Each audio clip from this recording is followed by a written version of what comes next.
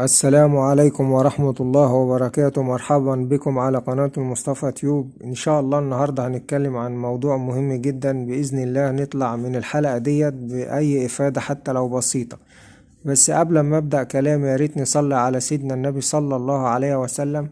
وأحب أبدأ حلقتي بدعاء بسيط، لعل وعسى تكون ساعة إجابة وربنا سبحانه وتعالى يتقبل منا.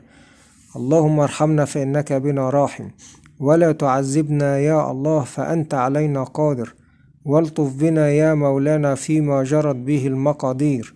اللهم اختم لنا بخاتمة السعادة أجمعين. اللهم اصلح أحوالنا، اللهم استر عيوبنا، اللهم استر عيوبنا، اللهم نجح أبناءنا يا رب العالمين. وصلى الله على سيدنا محمد وعلى أهله وصحبه وسلم. إن شاء الله هنتكلم عن فوائد الحلبة. الاستعمال الداخلي رقم 1: للسعال والربو وأوجاع الصدر وعسر التبول. يستخدم مشروب مغلي بذور الحلبة بمعدل كوبا صباحا على الريق يوميا، أو مسحوقها مع العسل بمعدل 3 معالق يوميا.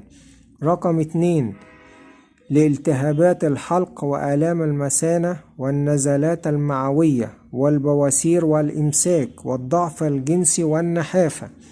ركز على كلمة النحافة ديت، مهمة جدا.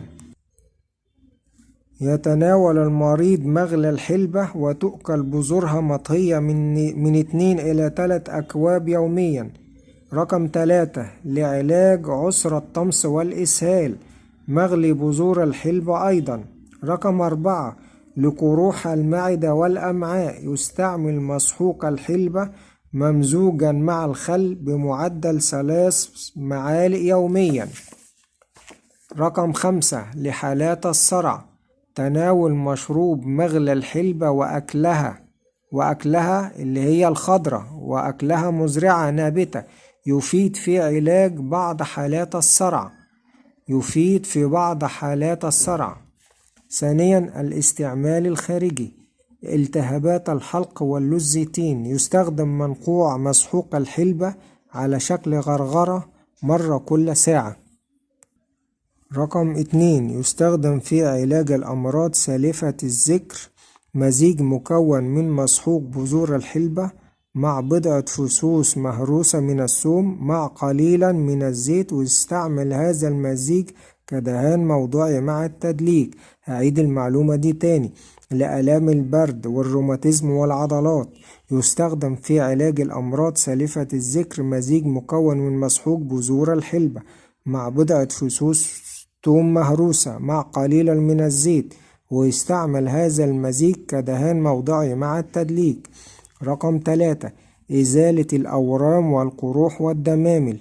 تستخدم لبخات دافئة من مسحوق الحلبة كعجينة توضع فوق الأماكن المصابة بحيث يكون سمكها حوالي 5 سنتي، ثم تغطى بالقماش. رقم 4: لسرعة شفاء الحروق يستخدم مسحوق الحلبة ممزوجا مع زيت الورد كدهان موضعي. رقم 5: لشفاء قروح فروة الرأس يستخدم مسحوق الحلبة ممزوجا مع العسل على شكل دهان. رقم 6 ودي مهمة جدا: يعطي مغلى الحلبة للفتيات في زمن البلوغ لتنشيط الطمس، ويفيد أيضا في حالات فقر الدم وضعف البنية وفقدان الشهية.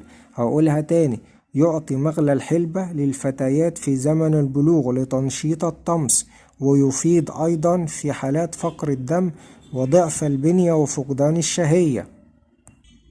رقم 7: يفيد مغلى الحلبة مع التين والتمر والسكر في علاج بعض أمراض الصدر المزمنة والسعال والربو وضيق التنفس.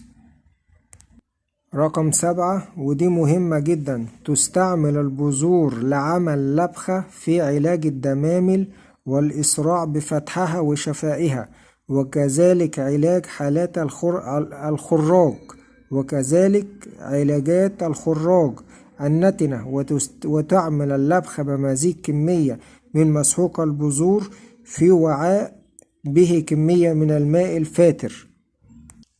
هقول الجملة دي تاني: تستعمل البذور لعمل لبخة في علاج الدمامل والإسراع بفتحها وشفائها، وكذلك علاج حالات الخراجات النتنة. وتعمل اللبخة بمزيج كمية من مسحوق البذور في وعاء به كمية من الماء الفاتر. بالبلدي إن حضرتك لو عملت عجينة حلبة وحطيتها على أي خراج، الحلبة هتساعد إن الخراج ده يتفتح بسرعة، وهيتم الشفاء في أقل وقت بسيط كمعلومة. وطبعا احنا قلنا نبذة سريعة كده عن فوائد الحلبة، لكن دي كده حاجة على السريع. يا رب تكون الحلقة عجبتكم، والسلام عليكم ورحمة الله وبركاته.